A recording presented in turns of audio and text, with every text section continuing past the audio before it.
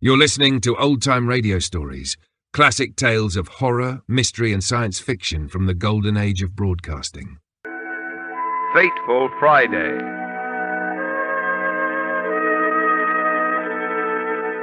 Friday, May 16th, seemed like any one of the 512 Fridays Mr. Brown had spent as an employee of Crandall and Ames, certified public accountants, with a morning ride to his office on the crowded subway.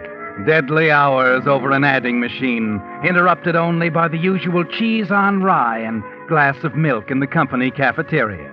The ride down from the 40th floor of the Crandall building in the crowded elevator at 5 after his work was over, and the usual Friday remarks to his fellow employees. Night, Brown. Night, George. Have a nice weekend. Same to you. See you Monday, Frank. Here, another day, another $1. Main floor. Good night, Steve. Say hello to your family. And as usual on Fridays, Mr. Brown, you weave through the crowd in the lobby to the door of the Gourmet, a rather elegant tobacco, liquor, and food shop, a glittering storehouse of delicacies, of fine wines and good living. Good evening, Mr. Brown. Good evening, Elsie. Glad you stopped in tonight. I was going to call your office. We've just got a shipment of French champagne, Veuve Clicquot. Oh, Veuve Clicquot. Good. What vintage? 1929. 1929. Not bad. But there are better vintages, Elsie. 1921. That's the vintage I'm looking for. You'll let me know, of course. Of course, Mr. Brown. Now, here's something you've asked about. A jar of that very fine caviar. Yes, let's see it. Elsie, encased within every one of these tiny eggs is a paradise of exquisite flavor. Ah, yes, here we really have something. Just hold that for the time being. Certainly, Mr. Brown. And here are some of those clear Havanas that just came in. $2 special. Yes, I see. Tell you what, Elsie.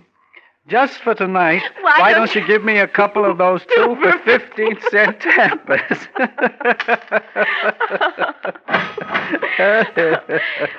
Those things you say, Mr. Brown, like there was too much rain in 1929 for good champagne and so on.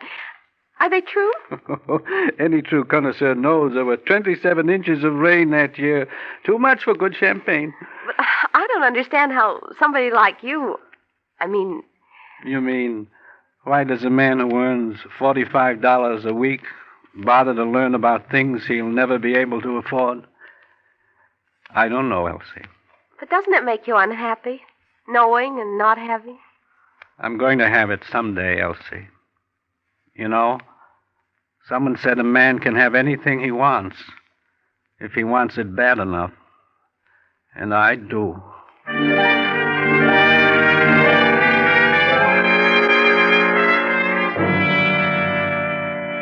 Yes, that's the cross you bear, isn't it, Mr. Brown? Trying to reconcile the appetites of a gourmet with a bookkeeper's budget, with a drab bachelor apartment you come home to after a stifling ride on the subway.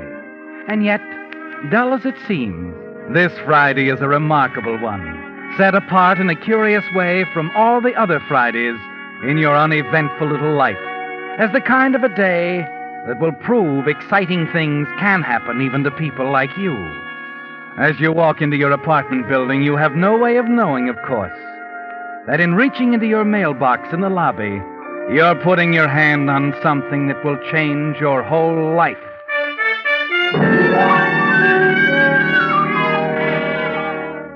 A moment later, you toss your hat on the table in the living room, slit open the largest and fattest of the envelopes in your mailbox. It's then that you see it and clutch the table for support as a cascade of currency pours out onto the floor. Then find yourself on your knees, staring at it, feeling it, and counting. 1,000, 2, 5, 7. You go on counting, piling it up. 18,000, 30, and then a scribbled note. Here is the 40 grand. Good luck, Mike. 40,000. But where did it... In my mailbox. You study the envelope. There are no stamps, no return address. Someone obviously dropped the money in your box by mistake. You shove the money aside, leave your apartment, and go back to the lobby, trying to make sense out of it, knowing the money can't belong to you. The answer is there waiting for you on the row of mailboxes, particularly on the card on the end, with a newly penciled notation over apartment 12. Another William Brown. You stand there a moment, staring blankly at the card. Then, without quite knowing why, you find yourself walking upstairs, on up to apartment 12, just above yours. And even as you ring the buzzer, something inside is telling you of the doors that money could open, of the new world waiting for you if you had the nerve, of how easy it would be with $40,000 in cash, unmarked, with no strings attached. Yeah? Who is it? Who is it? What do you want? Excuse me, I'm afraid I have the wrong apartment.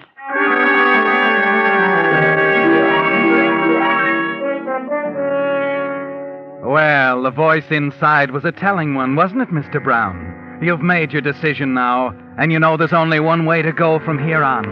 You forget about dinner, sit alone in your apartment for the next 2 hours looking at the money, wondering what you're going to say when the man upstairs starts asking questions.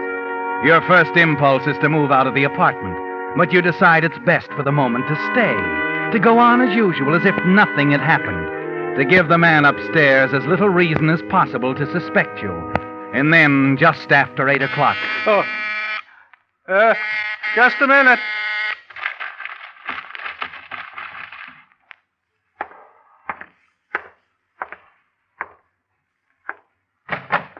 Yes? Mr. Brown? That's right. Sorry to bother you. My name's Brown, too. I just moved in a few days ago. Oh? I was worried that you might be inconvenienced. That's quite a coincidence, you know. What do you mean? It seems there's not only 2 Browns in the building. There's 2 William Browns, too. We got the same first name. Well, that is odd. You know, I got a bunch of noisy friends. I hope they haven't been disturbing you, coming here by mistake. Oh, no. And as a matter of fact, until the mailman gets onto it, I'm liable to get some of your mail and vice versa. It hasn't happened so far. I wouldn't let it bother me if I were you. I see. You know, once in a while I get something kind of important, business stuff and all. I wouldn't want to see anybody make a mistake. Oh, no. You know, a little thing like that can be pretty serious sometimes, what with the postal authorities and all. Now, see here, are you implying that I might... No, don't get me wrong. Just thought a friend of mine might have got mixed up. You know how it is. I'm expecting an important envelope from him. Just forget it, Mr. Brown. Good night. Good night, Mr. Brown. $40,000. With the prologue of Fateful Friday, the Signal Oil Company is bringing you another strange story by The Whistler. But now a tip to you drivers. Here's a way you can be sure you're picking the gasoline that'll get top performance from your car, the gasoline that's tops in quality. Just remember these 2 points. 1, in gasoline, it takes extra quality to go farther. And 2, Signal is the famous Go Farther gasoline. Consider the facts. The only way any gasoline can put more thrilling performance into your car is by helping your motor run more efficiently. And when your motor runs more efficiently, naturally you get better mileage.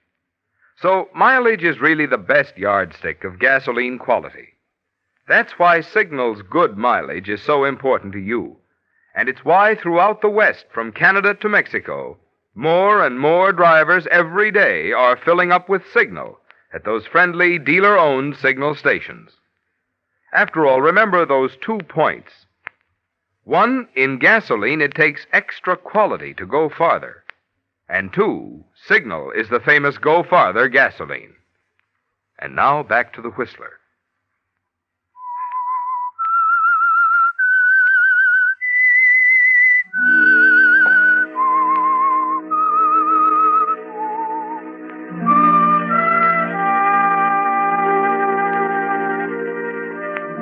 Yes, it was a fateful Friday, wasn't it, Mr. Brown?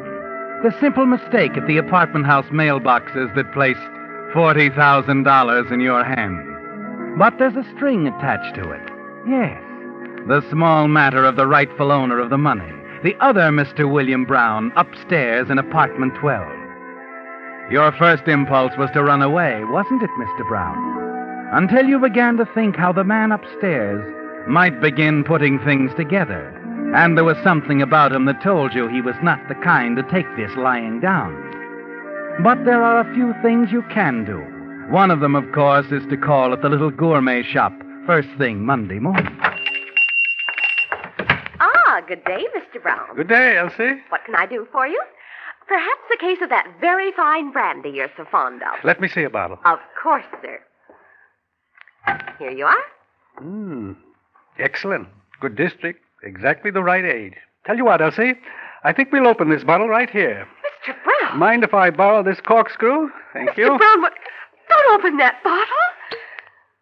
Now, 2 glasses, please. Brandy snifters, of course. If anyone should see us, Mr. Brown, I'll pour, Elsie. You and I are going to sample this. There. Votre bonne santé. That's French for your very good health. Delicious, Elsie. First rate. Perfection. But, Mr. Brown, that bottle cost $19.95. Indeed, very reasonable. At that rate, Elsie, I believe I'll take a case. What? Have it delivered COD, will you? You know the address.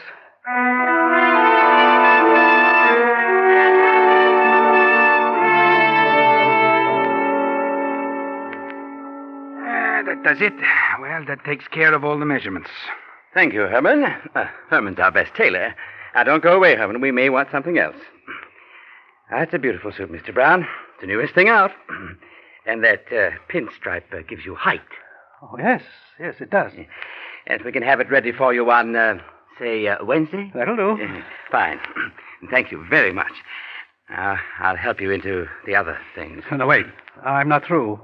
I'd also like something in the tweed and perhaps cashmere. Oh, of course, Mr. Brown. Sit right down, sir. I'll bring some things out. Our very best. I'll just be a moment. Take your time. Is this today's paper? Yes, the noon edition. The things that are going on in this town. Look at that headline. $40,000 held key in highway shooting. What is this? I knew the fella that got shot, Mike McKeon. I made a suit for him once. What sort of business was he in? Oh, you know. What kind aren't they in? The crowd that Mike ran around with had a string on all the rackets. I see. But look how they end up, with a bullet in the back. Yes.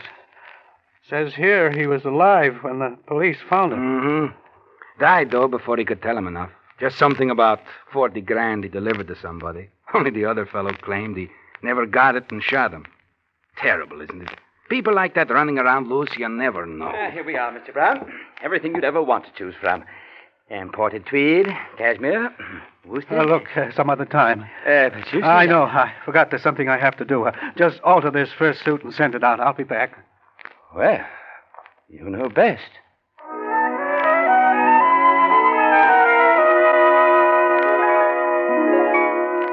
Yes, Mr. Brown, you do know best. Because there isn't any question in your mind that the shooting of Mike McKeon, described in the papers, is directly related to your $40,000. It's strange, isn't it? How you've come to look upon the money as yours now. How you resent the strings attached to it. The man in the apartment above you, the struggle that must have taken place when Mike McKeon was shot. But you've long since decided that it isn't going to do them any good. If the trail leads back to you, you're going to have an answer to their questions. But one false step always requires another, doesn't it, Mr. Brown? And that's why, shortly after leaving the clothing store, you find yourself talking to a shoddy little man in an equally shoddy shop on the Lower East Side. And just what kind of a gun did you have in mind, Shorty? Oh, I don't know. Something small, compact, an automatic, perhaps. What about the one in the case here on the end? 32? Nice little automatic. Dependable. Well, that ought to do. Let's see it.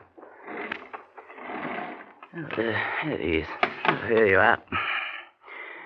Second hand, of course, but it's a good buy. It's fine. I'll take it. Just like that, huh? Okay, well, let's see now. I'm supposed to write your name down there. What is it? Why, C.J. Wilson. Mm-hmm. Yeah. That'll be $25, Mr. C.J. Wilson. 20 for the gun and 5 for not asking questions.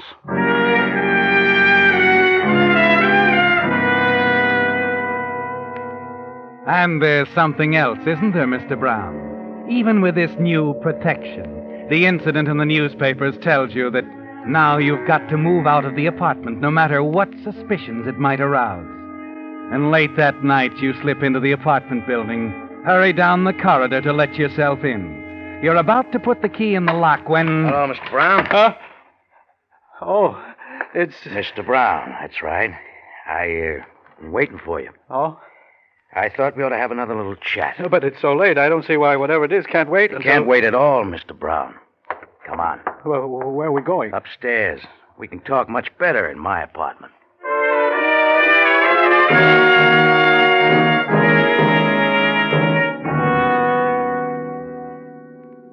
Now, look, Mr. Brown, there's no point in our going round and round about this. Like I said, I made one mistake. I don't want to make another. I don't know what you're talking about. I don't know what you're talking about at all. Well, the most important thing I'm talking about is $40,000. That's quite a sum. Isn't it? Yeah, a man could do quite a bit on 40 G's. Buy things, travel. That's what I intended to do. I, sort of need to travel, Mr. Brown. Your, health? My, health. Too bad. Yeah. You know, Mr. Brown, you're good. Really good. I don't understand. Oh, yes, you do. It's as simple as those 2 names in the mailboxes downstairs. Remember I said I might get some things intended for you? Oh, yes, and I might... Get some things intended for me. Now, how about it? Want to give it back? This doesn't make sense. Why, I never knew there was that much money in the world. Until last Friday, then you found out different, huh? I didn't find out anything. You say you made a mistake. You're making another one accusing me. I'm only accusing you of being human, Mr. Brown. You know, with the little weaknesses all of us have, well, I'd have done the same thing you did. I didn't do anything. Skip it. I just had to be sure this time, that's all. Mike McKeon was right when he told me he put the money in the mailbox. I made a mistake with Mike, but I won't make a mistake with you, because I... Well, you're full of surprises, aren't you? Even bought yourself a gun. It's loaded. I'm sure of it. And I'm not afraid to use it. Now, there, I'm not so sure. Let's be reasonable about this, Mr. Brown. Don't come near me. I'll shoot. We'll write off what you've spent so far. Don't come near me. Now, let's have the gun like a good little... I said I'd do it. I told you I'd do it.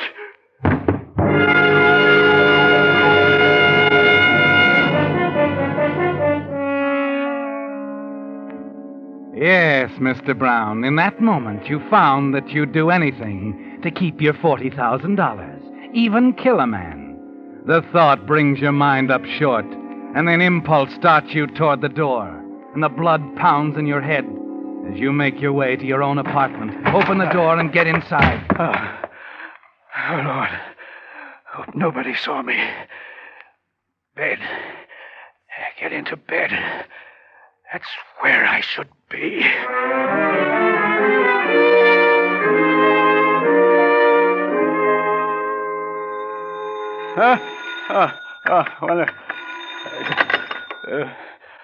Yes? I'm sorry to disturb you so early in the morning, Mr. Brown. Oh. This is Mr. Simpkins, the manager. I wonder if you could come down to my office right away. Your office? But I'm not dressed. It's really very important. All right. I'll come down.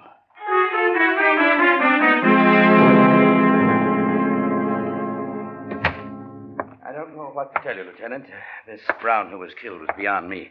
I never knew what he did or what his business was. Just a minute. Good morning. Oh, this is the other William Brown, Lieutenant. Hello? How do you do? Something wrong? I'd say so. You a pretty sound sleeper, Mr. Brown? What? Oh, I'm sorry. Hear anything unusual last night? Well, I don't know. About 11 o'clock. Well, I was in bed, of course. Oh, you said 11. Well, that's right. 11. Yes, I remember. I looked at the clock. I heard a door slam upstairs and somebody running past my door. Mm-hmm. Is that all? Yes, that's all. I thought it was probably one of Mr. Brown's friends. What do you know about Mr. Brown's friends? He came to me the other day, said he hoped his visitors wouldn't get our names confused. He told me he had a lot of noisy friends. I had indeed. Any particular reason why you use the past tense there? Why, no. What's the matter? What about it, Mr. Simpkins? Well, no. Not this, Mr. Brown. He couldn't have done it. Okay. See here, I wish you'd tell me. Sorry, Mr. Brown. I just had to make sure. Your friend upstairs was murdered last night. Murdered? But why would anyone kill Mr. Brown? His name wasn't Brown. It was Marco. Victor Marco. He was in the kind of business where people do get killed from time to time. You understand, Lieutenant. I had no way of knowing when I let him have the apartment. Yeah, he came here to hide out, of course. That's a revenge job, and I think I can put my finger on the guy who did it, if the thing is kept quiet. That means neither of you say anything to anybody about this until you see it in the papers. Is that clear? Yes, Lieutenant, I yes, understand. Yes. Okay. Thanks to both of you. And Mr. Brown. Yes? I'm sorry I was a little short with you. Oh, that's quite all right. However, Mr. Simpkins, with this sort of thing going on here, I'm afraid I'll have to move. I'm awfully sorry, Mr. Brown. I don't blame you. If it was me, I'd leave too. And I wouldn't stop with this apartment either. I'd leave the whole darn town flat.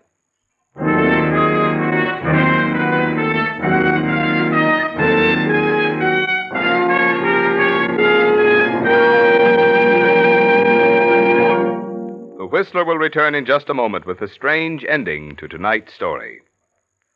Meantime, a message especially for you drivers who have new cars or expect to be getting one. Just any motor oil won't do, you know, for today's high-efficiency motors. No, sir. They need special protection against corrosion, wear, and carbon if they're to give you the long, trouble-free service you have a right to expect. That's why Signal has brought out a new and finer motor oil, especially created to give modern motors this extra protection. Signal Premium Motor Oil.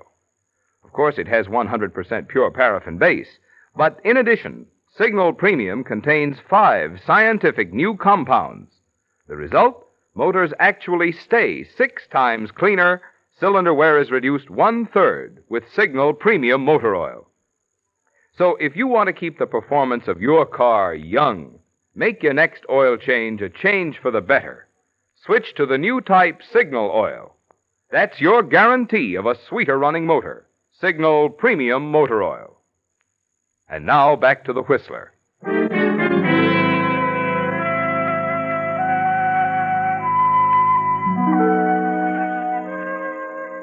It's hard to believe, isn't it, Mr. Brown? 4 days ago, you were a nobody. A dull little molecule in the tide of humanity that surges in and out of town at commuting hours. Today, you're important. A man of wealth. And somehow the fact that you've murdered a man to get there doesn't matter anymore. On the morning after your talk with the police lieutenant, you're packing your things, making ready to leave when... Must be some of the things I ordered or the moving people. Yes? Mr. Brown? Yes? Hope you don't mind the intrusion, Mr. Brown. See here. Now, what do you want? I'm sure. Mike McCain's friend. You've heard of me. Victor? Victor? What are you talking about? I'm not Victor. You've made a mistake. You made the mistake, Victor, out there on the highway. What highway? Listen, I tell you, my name's Brown. I don't know anything about... Shut up. Mike McCann was a nice guy, Victor. Mike said he delivered that dough. I know he did. You got it. Look, I tell you, I'm not Victor. Look at this apartment. Does it look like I have money? Wait a minute. Boys told me Victor was living here under the name of William Brown. He was upstairs. There were 2 William Browns. Here's my business card. W.T. Brown, Crandall and Ames. I haven't any money. I'm just a clerk there. I make $45 a week. 2 William Brown. Listen, are you on the level? Yes, I tell you, the other William Brown, the one upstairs. What? Yeah, right there. I'll get it.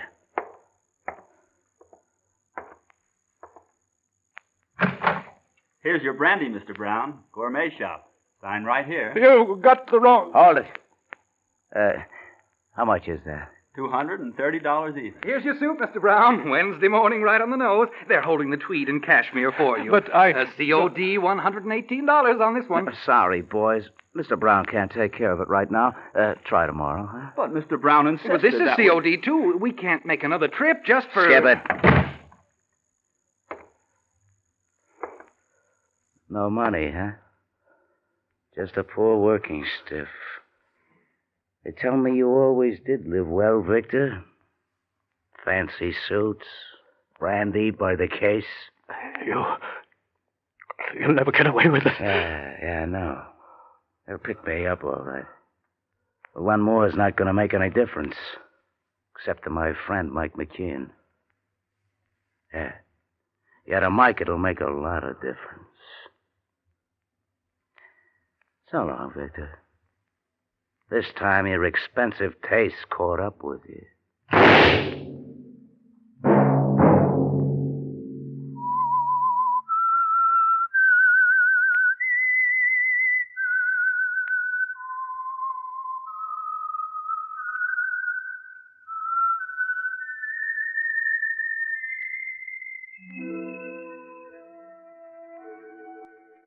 Thanks for tuning in to Old Time Radio Stories. Follow us for more timeless tales and get full video episodes plus bonus content at patreon.com/The Forbidden Knowledge Network.